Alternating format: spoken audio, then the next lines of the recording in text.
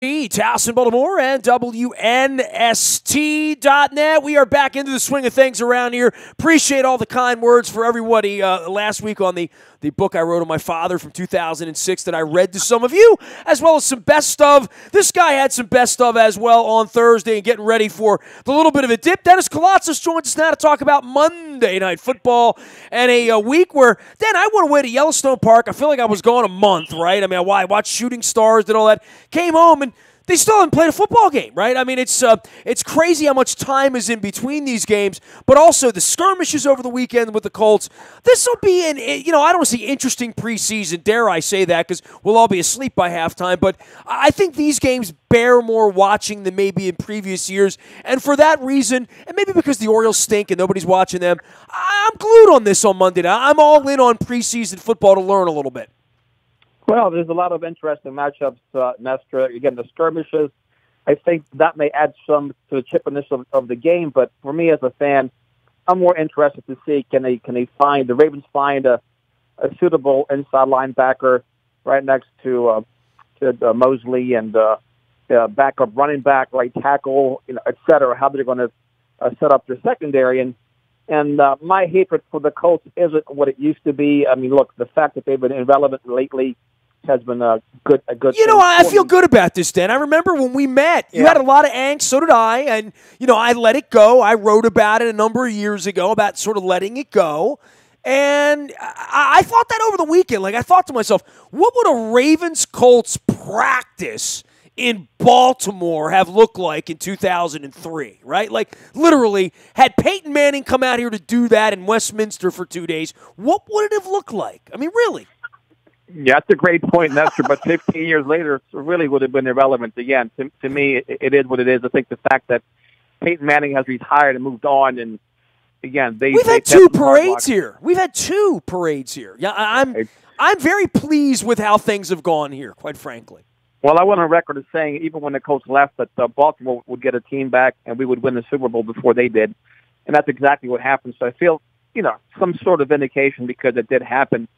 But to me, it's just another football game, and I hope that the team continues to have its run of good health. I hate to see any player get hurt. And so far, the Ravens have been very, very fortunate, unlike other seasons. They've been able to come off the field with insignificant injuries and haven't lost players for the season like they have the past few summers. Give me the big picture on where you believe Lamar Jackson. I know you own a jersey. By the way, Dennis Koulatsos can be found at a Coons Ford. He'll be wearing that on whatever Purple Saturday, probably getting ready. Because, Saturday's even more interesting, I think, when they get down to Miami and play this third game as to that generally portends what's going to happen on the 9th of September when they play Buffalo, who's going to be on the field where.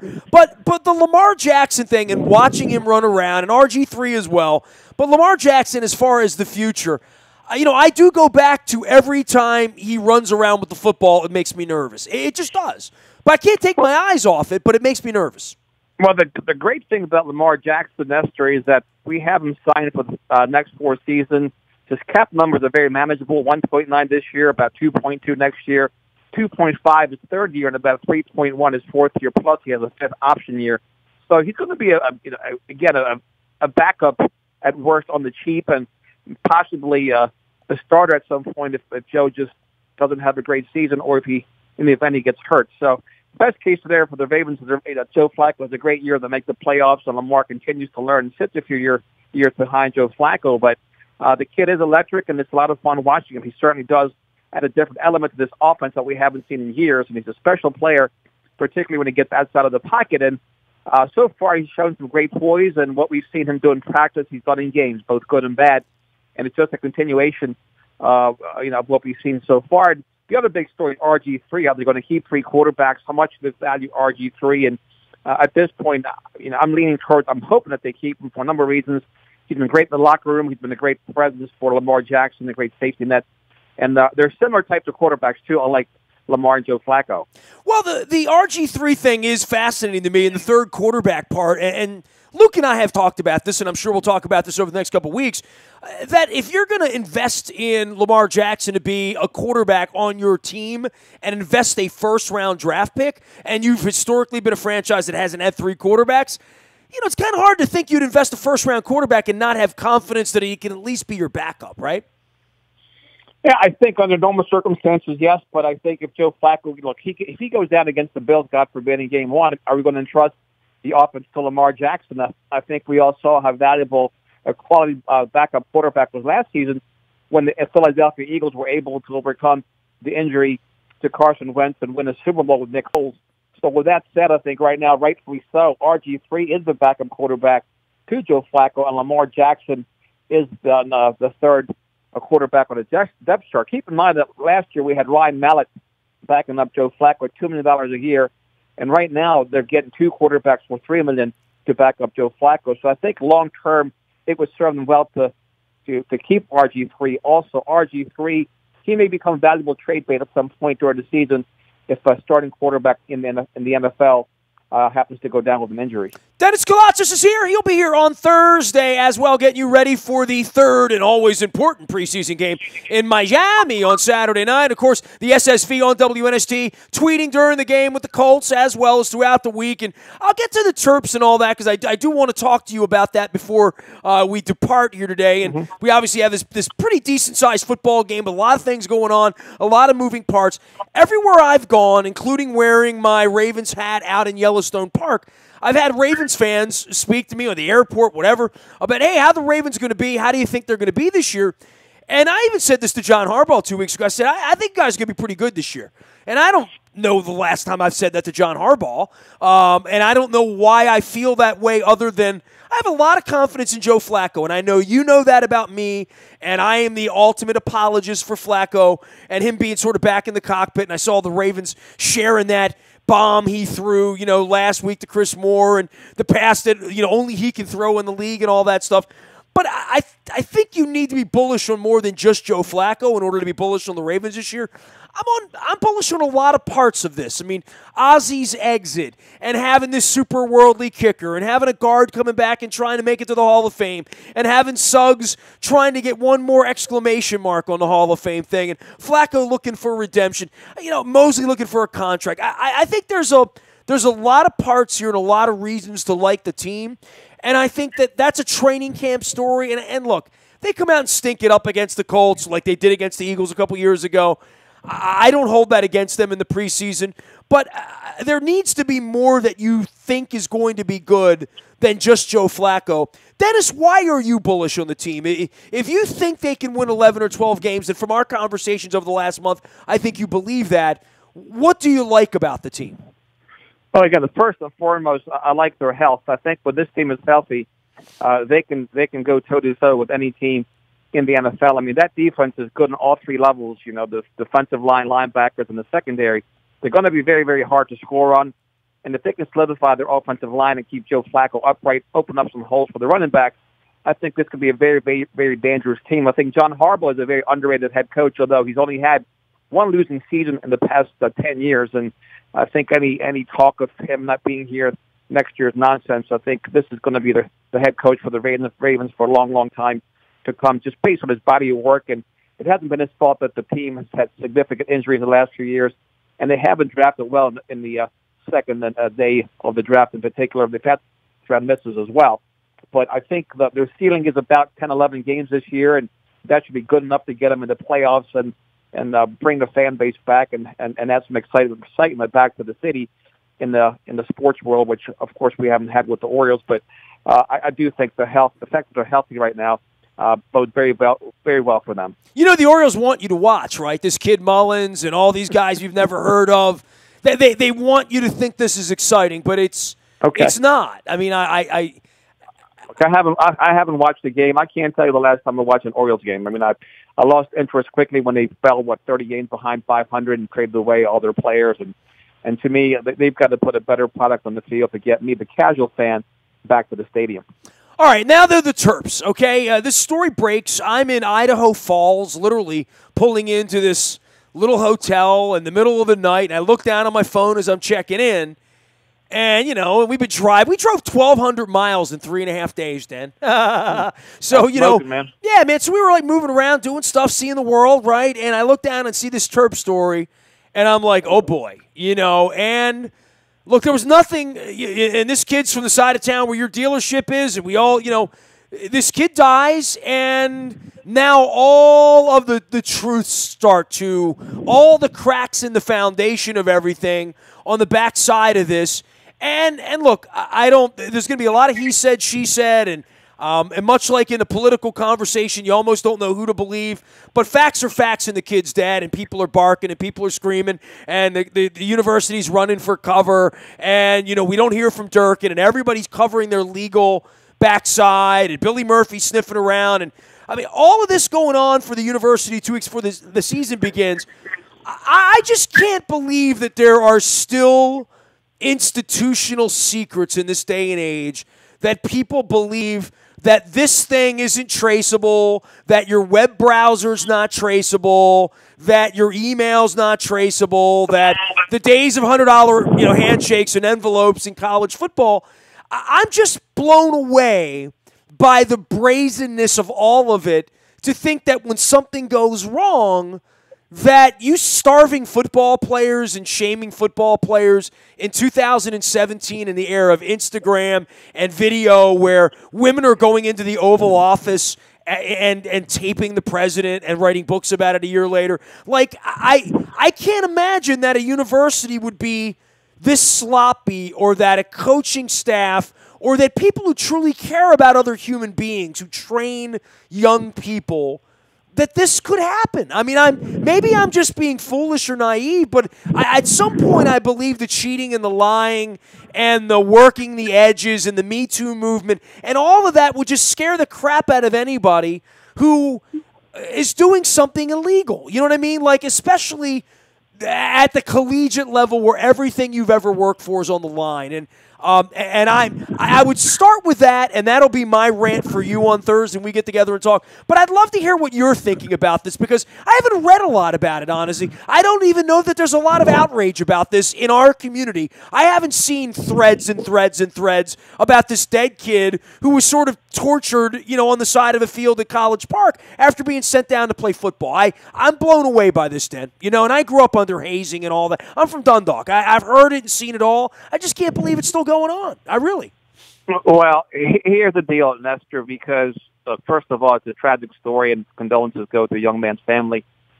But the allegations were brought forth by two current players. I presume they're backups, they're not starters, and also two former coaches who, again, I would presume they're disgruntled coaches. A few minutes ago, I watched Scott Cochran, who's the conditioning coach for Alabama, and he's a maniac. He's positive. He screams at the players. He gets them to work very hard. They interviewed C.J. Mosley in 60 Minutes, and he said that when he was a freshman, they ran 16 110-yard sprints on a 100-degree day. And they also had a day when he played at Alabama where, in practice, they ran 32 110-yard sprints. Now, this young man ran 10 100-yard sprints. My point is, if the player dies in Alabama, certainly the same scrutiny would be brought upon the university, plus Nick Saban. I think that's what sparked this whole controversy, of course, naturally, the death of this young man. But I don't know that the Terps have engaged in practices any worse than any other university. I'm not making apologies or excuses for them. I think D.J. Durkin should resign. I think it's the right thing to do, whether they come to a settlement of some type with him. But I think he should step down, because he's accountable and he's responsible, just like Nick Saban would be if one of his players died. And that's my take on the whole thing, because I just don't think that their tactics were any different than any other major college football program. Well, then where is the line with a tactic? I'm really trying to understand this. As kids die, questions get asked, and I read Joe Ehrman's books, right? I mean, I'm around the Marvin Lewises and the Brian Billocks, and I can bring these people on. And I also, Dan, I've also been around programs around here where I've heard the way coaches have spoken to their players. Sure.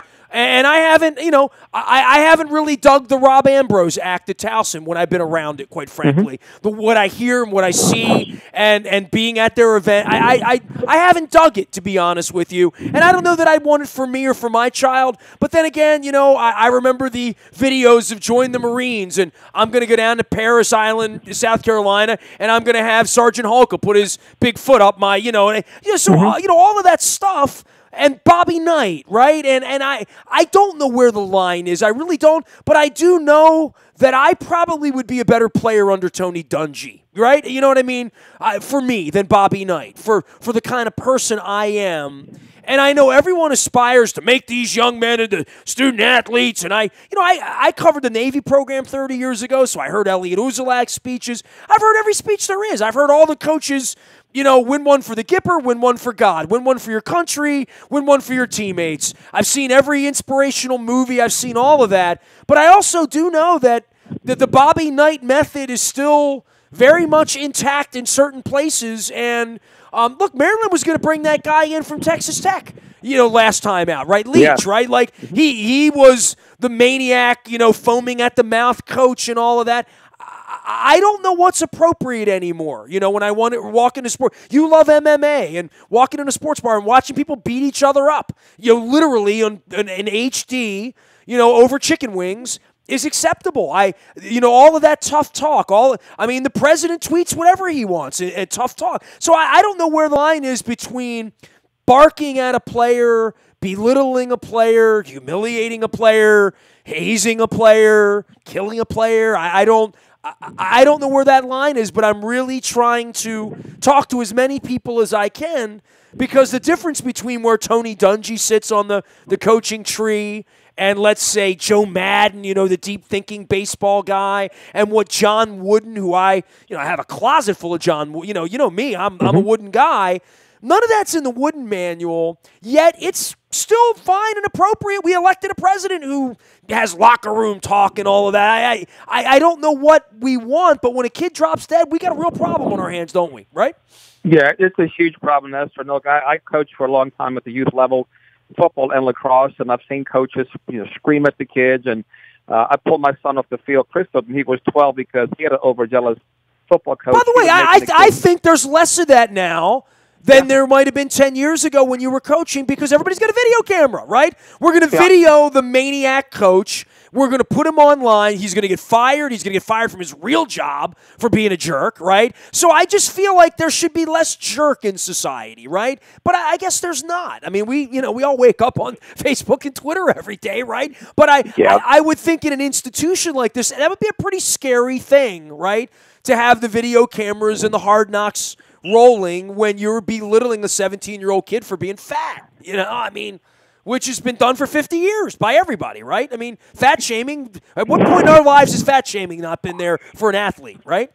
It's always been there. It's not acceptable. But again, that's why DJ Durkin, he was in charge of the program, the strength and conditioning coach. He was the one they're blaming for being vulgar with the kids. But conditioning is conditioning, and I don't know how prepared the training staff was to identify players that were overheating and exhausted, just like this young man was. So, and Towson had an incident with that, right? I go back to, and I'm going to talk to Coach Billick about this week, when Corey Stringer died. Coach was with the Ravens at that point, but, that was a monumental thing, I think, in my football life, because the team came here in 95, 96. I got to know some players, and all of a sudden I'm thinking, what if that was J.O.? What if that was one of the guys I knew? It wasn't a guy I knew. And I think a lot changed about the NFL after the death of Corey Stringer. I believe that. And I thought that was down the line, 17 years now later. Like, that would be the first thing you're thinking of if you're a conditioning coach, I would think, right? Like, that this can never happen on my watch, ever, no matter what, right? Well, that is correct. But again, the head coach is also accountable and responsible for the conditioning coach and the rest of the training staff. Those players have to be iced down. They have to be fully hydrated. And thank God they got away from two-a-day practices, which I participated in high school and college. And you talk about being brutal, brutal practices. In 110-degree weather. They're inhumane.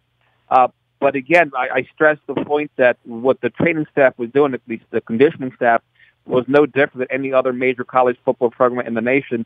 They happen to have a player die on their watch, and they're accountable for that. But that could have happened anywhere, the language aside. I think the language just adds more, it's not a good look for the university, but I think more so than that, they should have been paying closer attention to this player and the fact that he was overheated, and they didn't even ice him down in time either. They let him sit there and suffer for way too long. So there's a lot of you almost have to hit the reset button with this Maryland football program, and DJ Durkin can have nothing to do with it going forward. It really feels like it's never going to pick itself up, right, Dan? I mean, like yeah. in a general, the Friedgen thing was so bad, and the Franklin thing on the backside of that, and now this. I mean, this is the modern-day Len Bias for the football program, and it is. And Nestor, they had a top 20 recruiting class coming in too, which again, I don't know how many of those kids they'll be able to retain, but the program looked to be on upswing from the inside. From insiders, all that money spent, all that Cole Fieldhouse renovation, all of that stuff, right? Yeah, that's out the window. But again, it's just a tragic thing.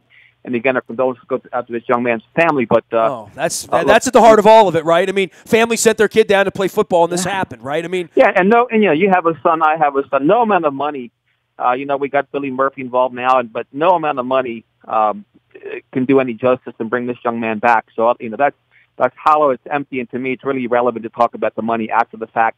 There's no amount of money that you or I would give up for the welfare of our son. There's no doubt about that. Dennis Koulatsos is here. He's over Coons Ford at Security Boulevard. Even though it's hot out, it's cool inside. You still got a chance to get out there and get yourself a ragtop day going on. Tell me what's going on at Coons Ford, Den. Okay, over the weekend, Nestor week, we sold over 55 vehicles. So, look, business is very, very good right now. Ford Motor Company, Ford Motor Credit are supporting us with great, great deals. We have over 1,000 brand new car, trucks, and SUVs in stock, plus over 200 pre-loved vehicles in stock. And we're just busy. Our service department is full. We have the capacity to take care of air conditioning needs. And right now, it seems like a lot of these older cars are suffering with this weather, that their AC system has been compromised, and we have a lot of factory-trained technicians ready to take care of those. And of course, our collision center, we're Mercedes-Benz certified. We do that kind of good work. We can work on anything.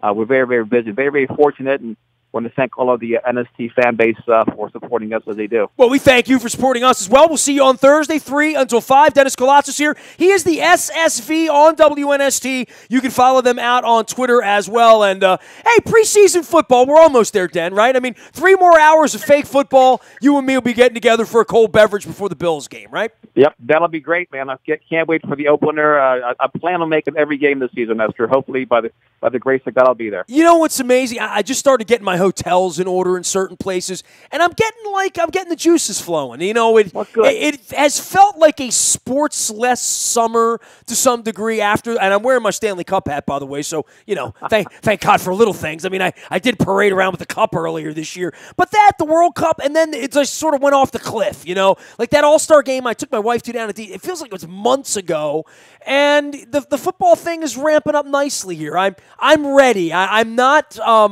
oversaturated with football on August 20th as I sometimes am. Sometimes I feel like the training camp went on too long. I picked the right time to go away here, have a little 10-day respite, and I'm back and ready for all this. So let's go, Joe Flacco. Let's go win a Super Bowl, man. Welcome back and enjoy, my friend. Dennis Koulatsos is the SSV on WNST, out on Twitter, Thursday 3 until 5, heard here at AM 1570, as well as on Sunday mornings for your drive. If you're out golfing or swimming or, I don't know, hopping a trail, riding a bike, doing what people do on Sunday mornings around here, going to church. Make sure you're tuning in to Dennis as well. That happens on Sundays. Also, the WNST Tech Service is brought to you by Coons Ford of Security Boulevard, and that happens anytime there's breaking news. Your phone buzzes, you look down, you're like, what did the Orioles do? Let's keep the Ravens healthy. Less texts are good, but they are all brought to you by Coons Ford of Security Boulevard. Nasty at WNST.net finds me. I'm on Facebook, Twitter, LinkedIn, Snapchat, Instagram, streaming live. Right here on our Facebook Live, I'm going to have some beautiful sporticulture flowers here for next week. We got a bunch of new sponsors. I'm going to be telling you more about Charles Newsonoff and Sons, telling you about all of our friends all over town, including the Modell Lyric, where John Cusack is bringing his party a little later on in the month as well. We'll be telling you about that, as well as Kansas and Steely Dan. A bunch of great things happening at the Modell Lyric. I am Nestor. We are WNST.net, AM 1570, and WNST Towson, Baltimore, and we never stop talking Baltimore sports.